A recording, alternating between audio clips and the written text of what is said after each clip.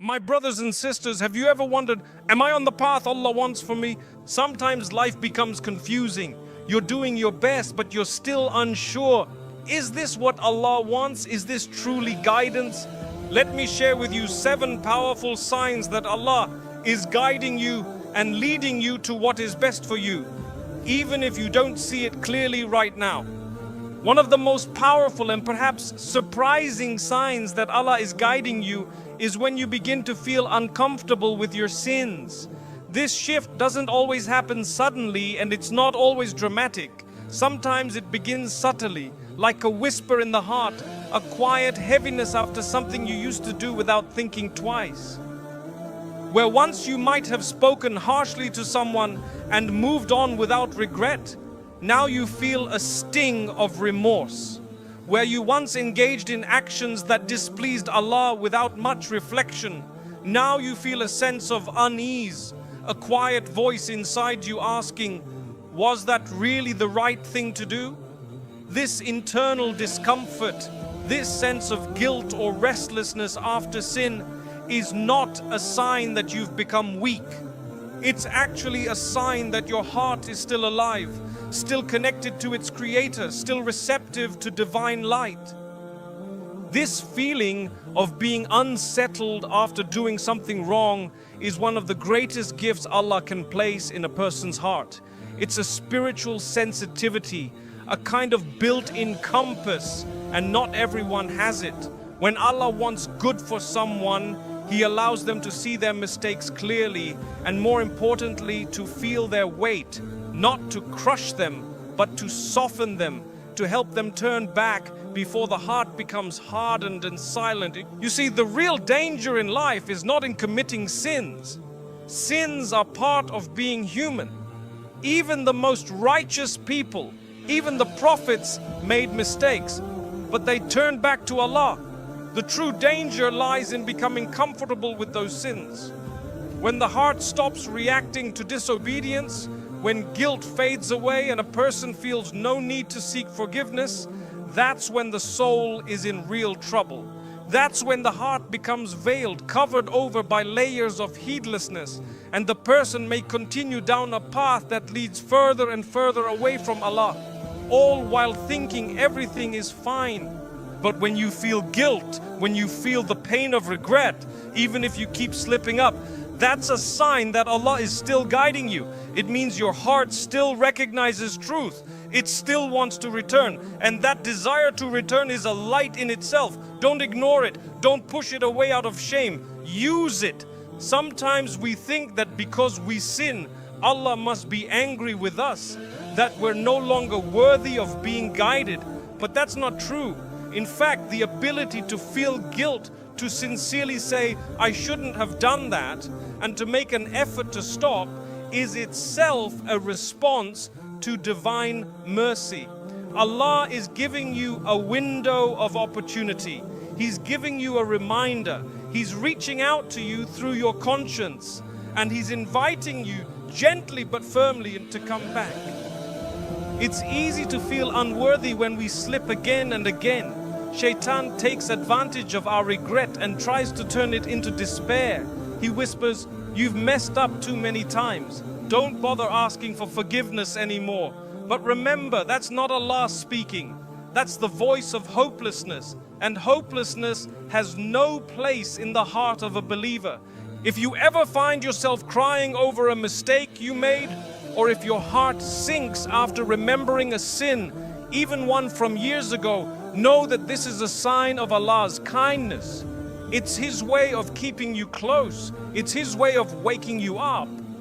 And if you respond to that feeling with sincere repentance, with an honest conversation with Allah, even if it's just in your own language, in your own words, that moment could be more beloved to Allah than all the outward deeds you've done before. So don't see guilt as a burden. See it as a compass. See it as a sign that your Lord is still calling you, still opening the door, still giving you a chance, no matter how many times you've fallen. The Prophet once said that the one who repents sincerely from sin is like one who never sinned at all. That's how vast and welcoming the mercy of Allah truly is.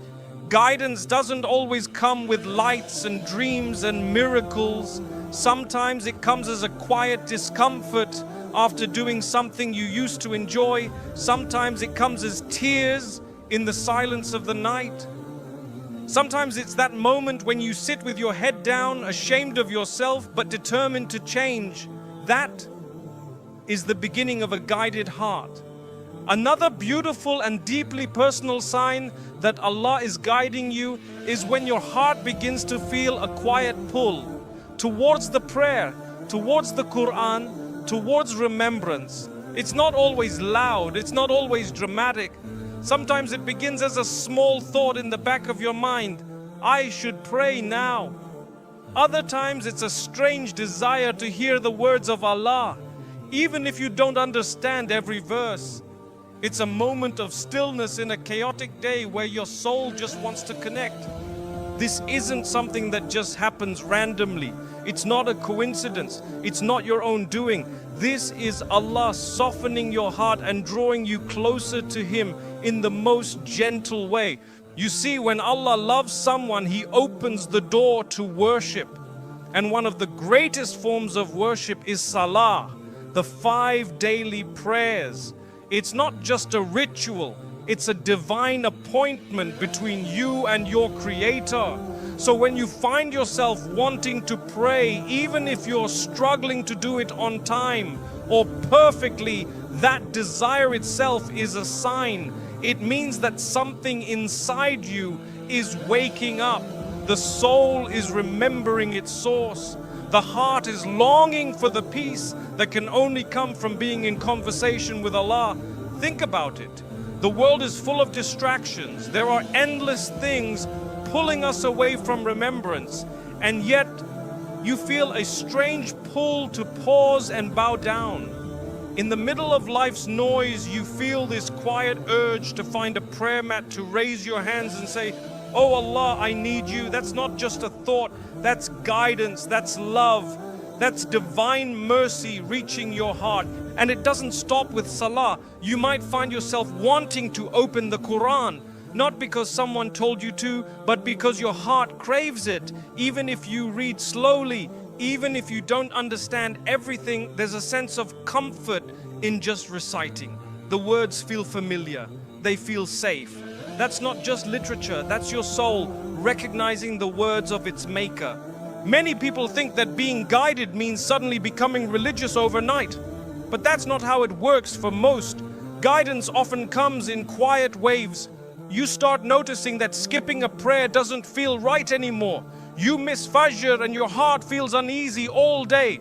You walk past your Qur'an on the shelf and something inside you says, "Why don't you open it today?" These moments may seem small, but they are incredibly significant. One of the names of Allah is Al-Hadi, the one who guides. And part of that guidance is that He makes you want to come closer to Him. That's the starting point. That desire to do better, that inclination towards prayer, that sudden interest in Islamic reminders, all of it is Allah guiding your heart step by step. It doesn't mean you're perfect. In fact, most of the time when people start feeling this way, they're still struggling. They miss prayers, they sin, they slip. But the difference is that now they care. Now they feel something, they're trying. And that effort, that struggle is more beloved to Allah than we can ever imagine. So if you've noticed yourself recently being pulled towards salah, don't ignore it.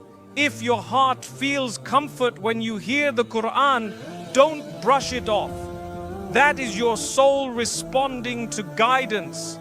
That is your Creator calling you home.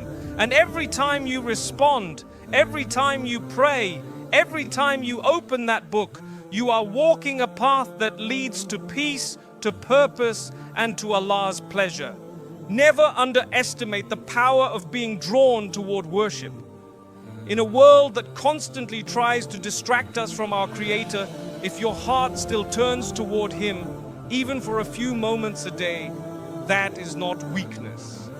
That is a sign that you are being guided, watched over, and loved. One of the more subtle yet very powerful signs that Allah is guiding you is when you start losing interest in the things that once distracted you from Him. This doesn't always happen in a dramatic way. Often it begins quietly.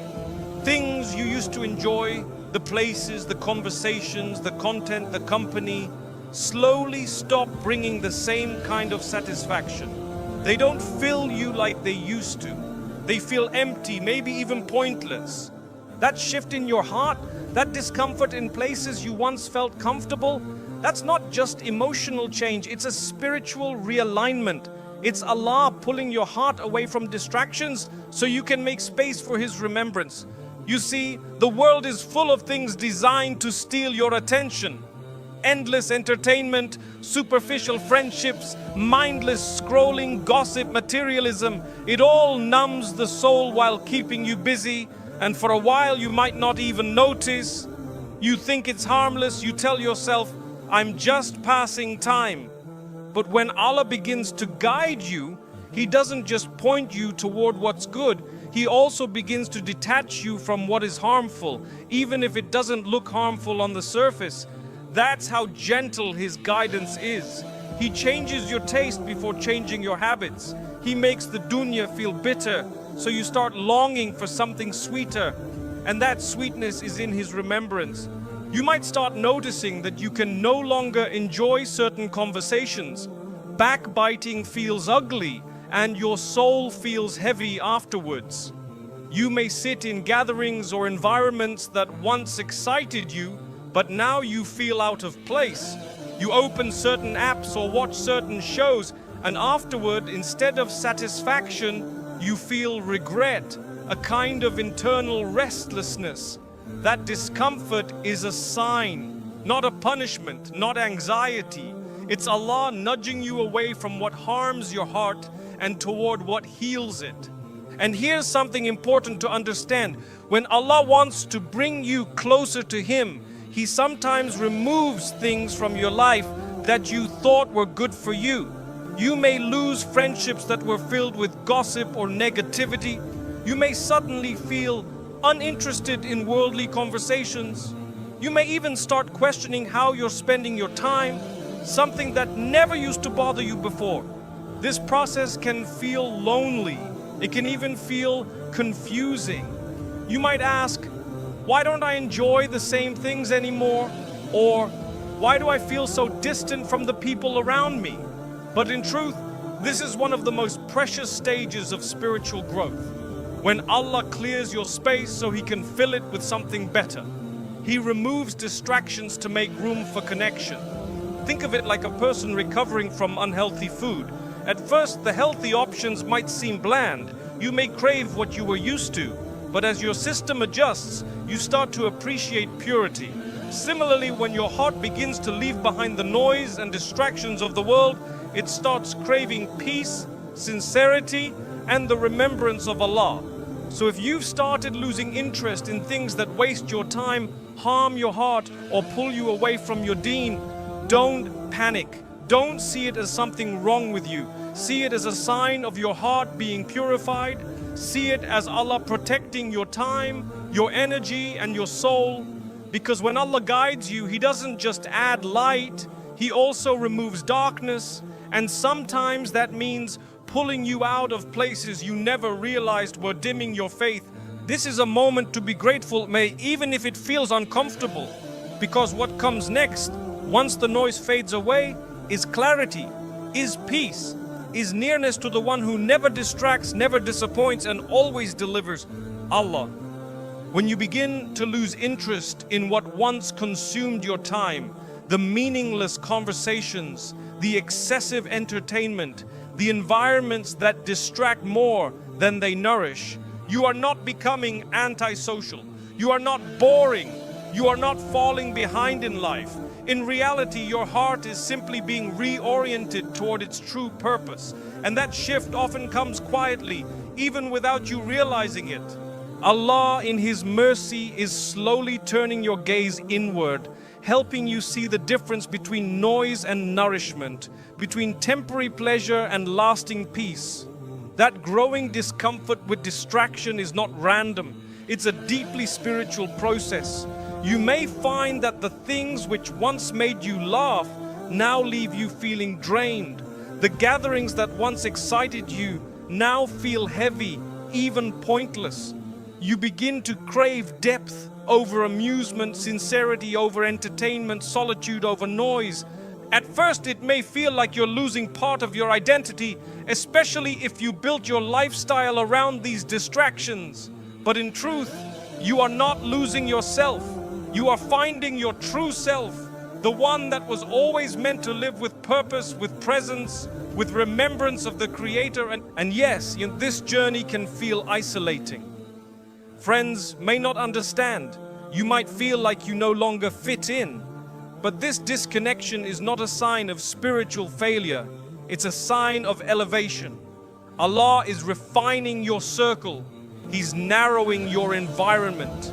Because sometimes, in order to protect you, He must distance you from what was never meant to be part of your long-term path.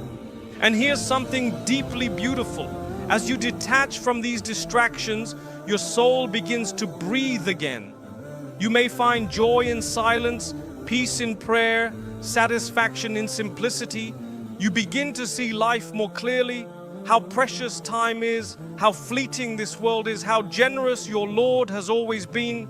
You may even find that your energy starts to return, mental, emotional, even physical energy, because so much of what distracted you was also draining you. And as those burdens fall away, you begin to feel lighter, clearer, more focused. But here's the key, don't force yourself into a mold. Guidance is a process, not a performance. Some days you'll feel strong, deeply connected. Other days you may feel distant again. That's okay. The point is not perfection. The point is awareness. Once you've begun to recognize what no longer serves your soul, you've already stepped into the light of guidance. So don't grieve the things you're leaving behind. If they were meant for your growth, they would still serve you. Instead, thank Allah.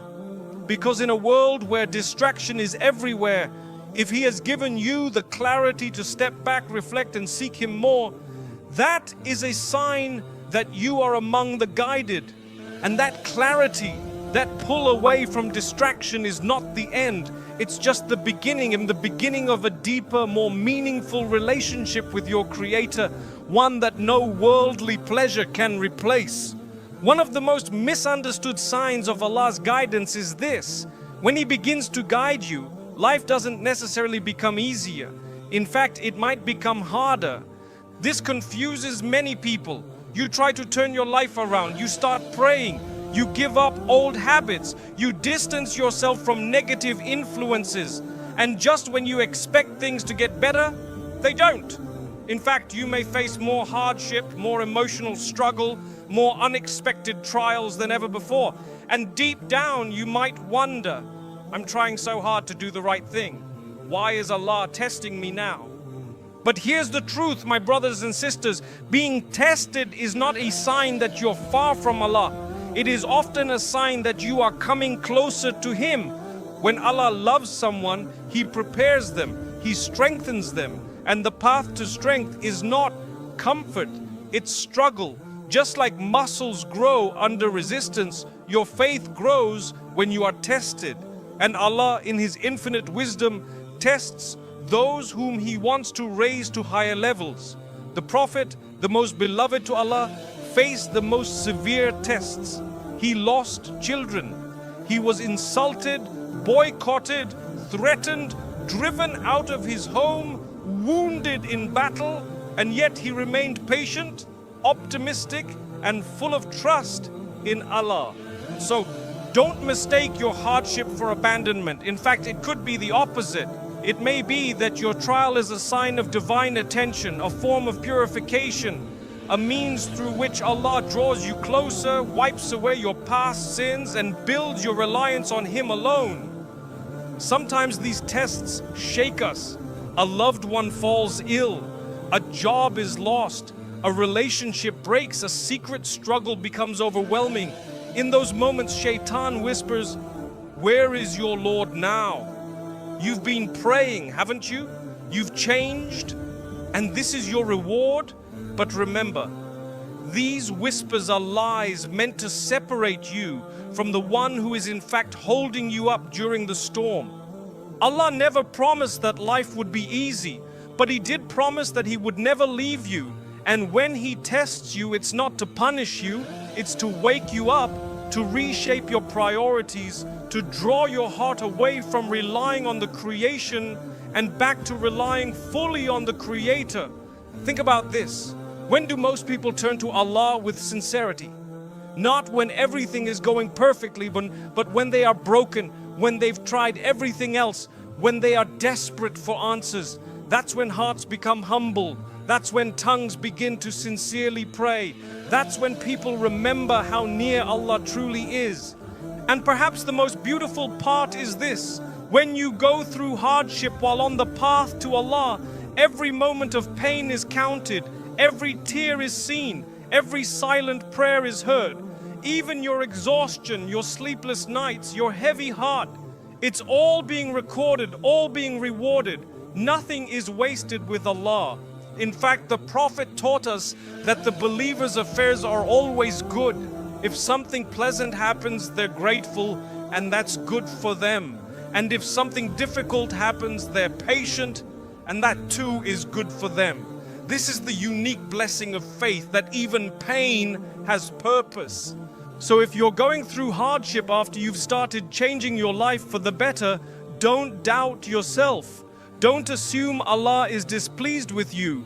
On the contrary, it may be a powerful sign that you are on the exact path you are meant to be on. The difficulty is not a detour, it's part of the journey. And Allah is watching over you the entire way. He is shaping you, purifying you, and preparing you for something greater, something eternal. Hold on to Him, keep praying, keep trusting. Even if the road is steep, know that the destination is peace. And Allah never burdens a soul more than it can bear. So when Allah tests you after you begin to walk toward Him, do not see it as rejection, see it as refinement. Because sometimes Allah will test your intentions to make sure your faith is real. He will test your patience to make sure your heart is sincere. He will test your reliance to teach you that there is no one who can help, heal, or provide like Him. And when you remain firm, even while hurting, even while unsure, even while broken, that's when your connection with Allah becomes something unshakable. In fact, sometimes the darkest chapters of your life are what open the door to your brightest guidance. You go through hardship and it forces you to reevaluate your life. You cry in secret, and for the first time in years, your tears fall before your Lord. You lose something or someone, and that pain finally leads you to turn your face toward Allah and say, I need you. And that moment, that genuine raw moment of surrender might be the most powerful moment of your entire life. It's important to remember that ease isn't always a blessing, and difficulty isn't always a punishment. Sometimes constant comfort can distract us from our purpose, while hardship can lead us straight to the door of Allah.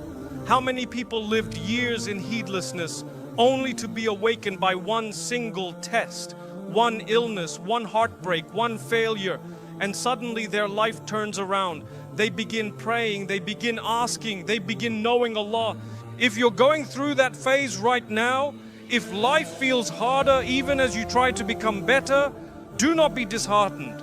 Guidance doesn't always come wrapped in ease. Sometimes it comes wrapped in struggle. And it's in those struggles that your soul is taught resilience, your character is polished, and your dependence shifts from this temporary world to the one who created it.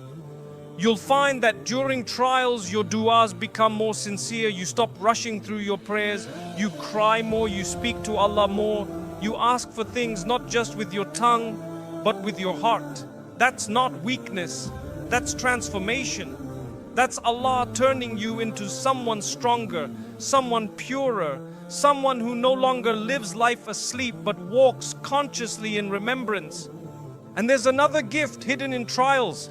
Empathy. When you suffer, you understand others' pain in a way you never could before. You become softer, kinder. You see people with different eyes. And that too is part of guidance, because the path to Allah isn't just about praying more. It's also about becoming a better human being. So if you're hurting while trying to do the right thing, keep going. If you're praying but still struggling, keep praying. If you're repenting but still falling, keep repenting. Because every effort is seen, every moment is counted. And Allah in His perfect wisdom is molding you into someone who will look back one day and say, that trial didn't destroy me, it brought me to life. The tests will pass, the pain will fade, but the closeness to Allah that came through that journey, that will remain with you forever. You see, there is something incredibly profound about the soul that keeps turning back to Allah during difficulty. While anyone can praise Allah when life is smooth and blessings are pouring in, it takes a guided heart, a heart that is truly connected, to remain patient and hopeful when everything seems to be falling apart. It's in those moments when your chest feels tight, your plans are shattered, and your dua feels like the only thing you have left. That is when you're the closest to your Lord.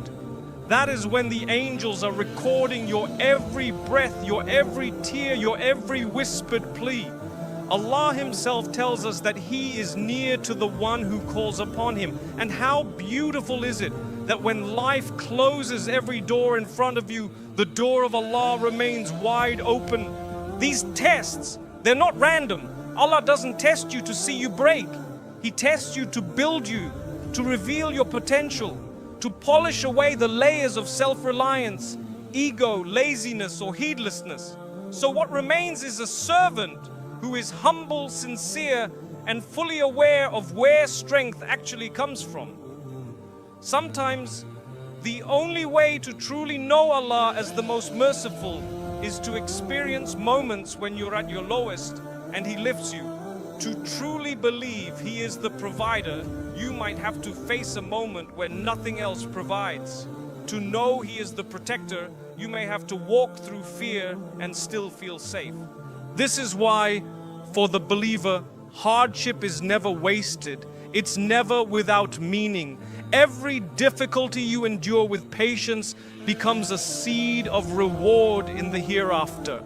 Every sleepless night, every moment you held yourself back from complaining, every time you said Alhamdulillah through tears, all of it is known to Allah, and all of it is rewarded in ways we cannot even imagine.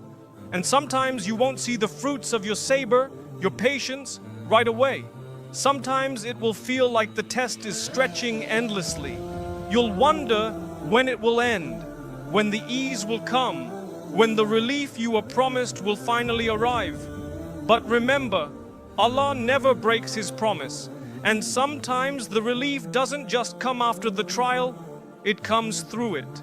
The way you grow, the way your heart turns to Allah, the wisdom you gain, the strength you never knew you had, that is relief, that is guidance. And perhaps, just perhaps, you'll reach a point where you look back at the most painful parts of your life and say, I wouldn't want to go through it again, but I wouldn't trade what it taught me for anything in this world. That level of growth, of faith, of connection, it doesn't come easily. It's built through trials. And if you're experiencing that now, know that you are walking a path that many of Allah's beloved have walked before you. The path of prophets, of the righteous, of those whom Allah chose to refine, not to punish. So be gentle with yourself in these moments. Keep your connection with Allah strong, even if your voice trembles. Keep your prayers consistent, even if your heart feels heavy. And know that every hardship you endure with patience is not just making you stronger. It's a sign that you are being prepared, being guided, being drawn closer to the most loving, the most wise. One of the most beautiful signs that Allah is guiding you and that your heart is waking up is when you begin to care deeply about how you spend your time, what you say, what you consume, and how your actions affect your relationship with Him. You start asking yourself questions you may never have considered before. Is this pleasing to Allah? Will I regret this on the day of judgment? What's the purpose of this habit, this conversation, this lifestyle I've adopted? This awareness doesn't arrive with a trumpet or a big announcement. It often comes quietly, like a seed planted in the heart.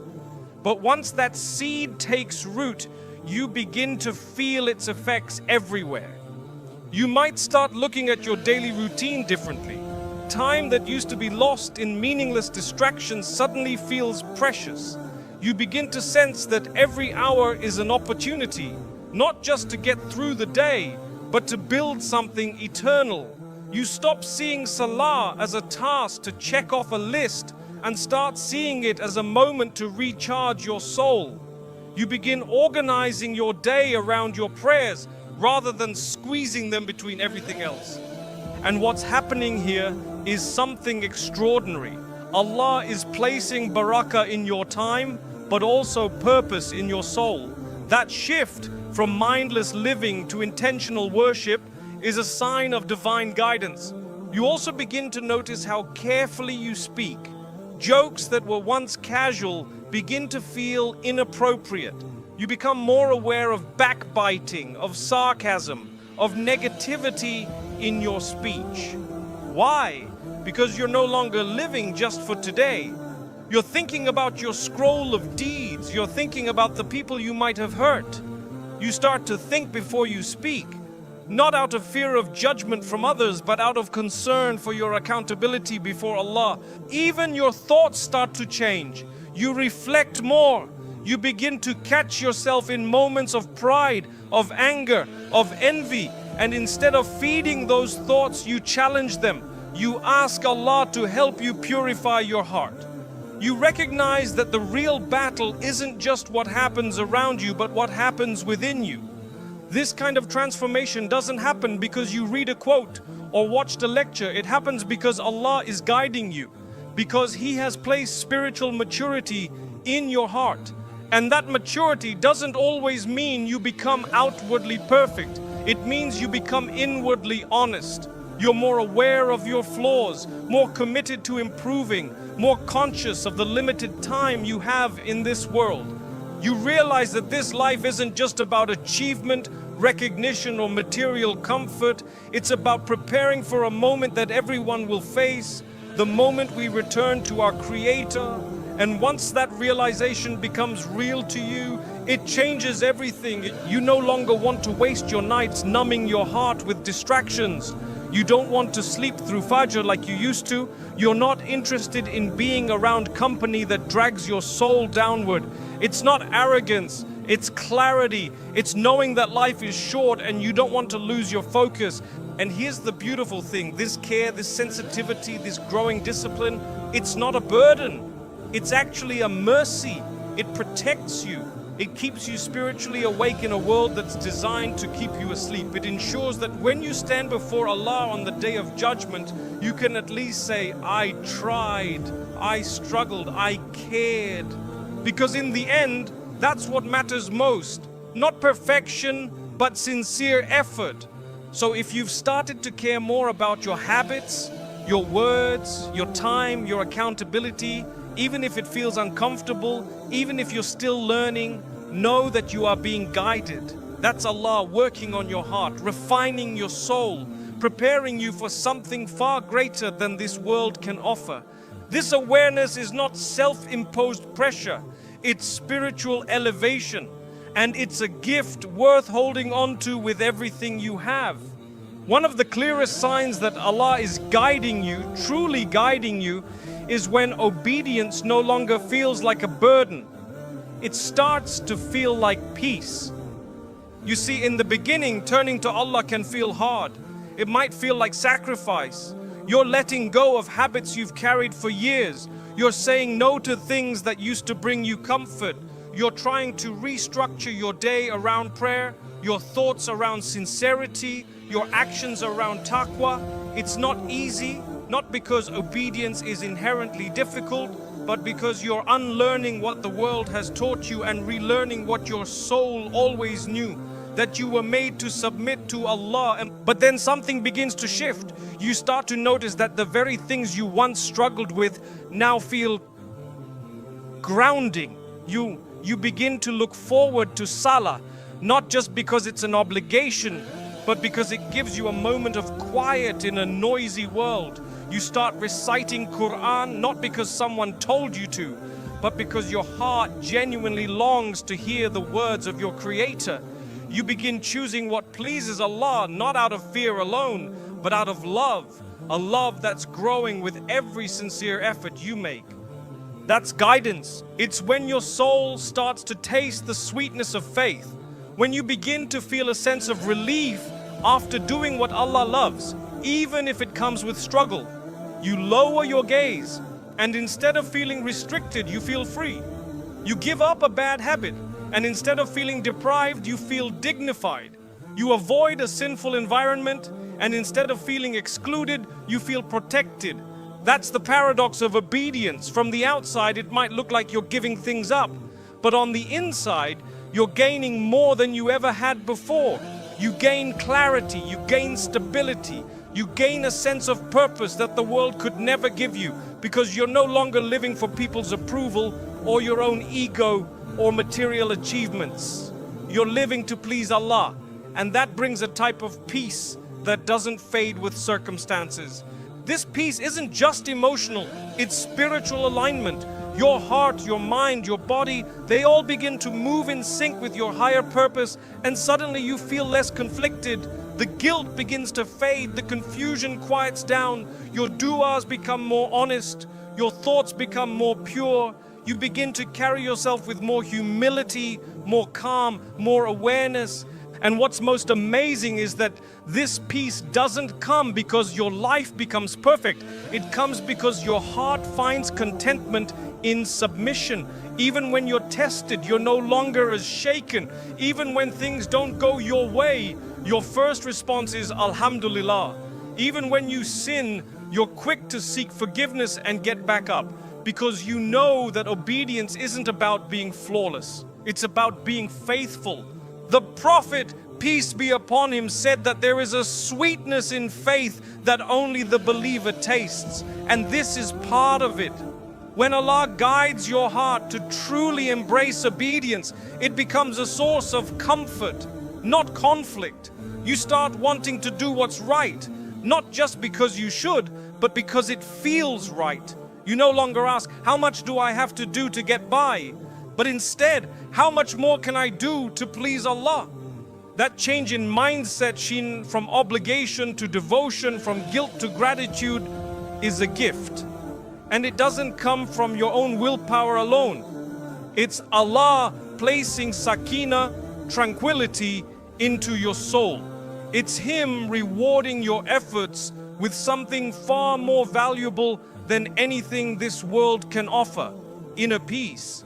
So if you've started to feel that doing the right thing brings you calm, if your heart settles when you obey, even if it's still hard sometimes, then know this: you are being guided. That calm you feel isn't random, it's not a coincidence. It's a sign that Allah has chosen you to taste the peace that only comes from closeness to Him. Cherish it, protect it, and keep walking that path even when no one sees, even when it's slow, because obedience with peace is one of the clearest signs that your soul is finally aligned with the purpose it was created for. The seventh and perhaps most intimate sign that Allah is guiding you is this: your dua, your personal supplication, becomes more honest and more frequent. Not necessarily longer, not necessarily full of eloquent words, but real, unfiltered, from the heart. You see, when Allah draws you close, He opens the doors of communication between you and Him. Suddenly, you begin to find yourself speaking to Him, not just in formal moments of prayer, but in the quiet seconds between tasks, in your car, lying in bed, after a moment of sadness or a sudden joy. You start saying things like, Ya Allah, help me, or Ya Allah, you know what's in my heart, or Ya Allah, I'm tired but I'm trying. This kind of dua is different. It's not just a list of requests, it's a conversation. It's raw, it's sometimes whispered through tears, sometimes spoken in a silent, broken voice. And it's not always about asking for something in the dunya. It becomes more about connection.